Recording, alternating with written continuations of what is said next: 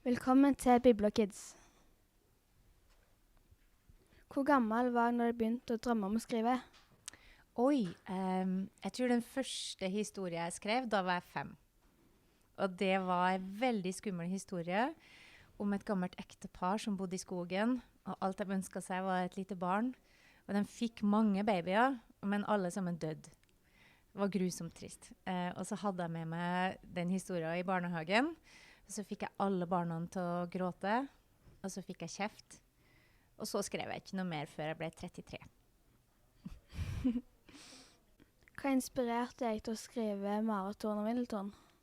Ja, Vindeltorn, det begynte jo med et tragisk dødsfall, egentlig.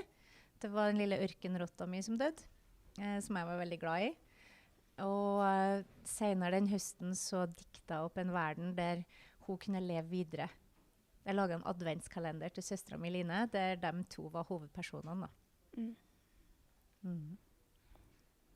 Hvordan følte du deg når du fikk vite at Vindeltorn skulle i tidskapselen under Deichmanske bibliotek?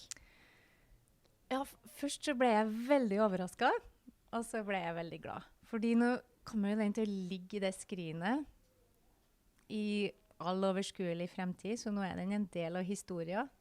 Og det er jo det jeg egentlig har alltid hatt lyst til, å skrive historie som kunne bare få lov å leve videre, og nå får den jo det. Så jeg ble veldig glad. Det var en stor ære. Hvis du skulle beskrive Linn og Niklas med 3 ord, hvordan ville du beskrive det? Ok, Linn, smart, modig,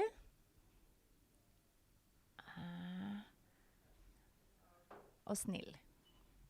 Niklas, rampet, redd, og god. Ja, vanskelig. Kunne jeg gjort det om meg selv? Det er jeg ikke helt sikker på, faktisk. Hvilke bøker likte du best når du var barn? Altså, min yndlingsbok da jeg var 11 år var helt klart Ringenes herre. Jeg var ganske ofte syk da jeg var litt av sånn et år så... Da jeg lå der med en skikkelig fæl ørebetennelse, så kom pappaen min hjem med Ringenes herre til meg. Og jeg bare forsvant inn i den verden, og ble der helt til jeg var ferdig med boka. Jeg var kjempelei meg da den var over, og jeg bare skulle ønske at jeg kunne lese den for første gang igjen. Så jeg leste den hvert år, helt til jeg ble mange og 20. Og da skrev jeg hovedoppgave om den, og da fikk jeg litt nok da. Så nå er det en stund siden jeg leste den. Men det var yndlingsboka mi. Ble du inspirert av andre bøker når du skrev bøkene dine? Jeg tror egentlig at alle bøker som vi leser, de havner i historiekomposthaugen vår. Altså, du tenker liksom at det blir en sånn stor sånn haug med gode historier som er som gjødsel for dine egne historier da. Så du kan liksom, dine egne frø kan vokse opp fra den haugen.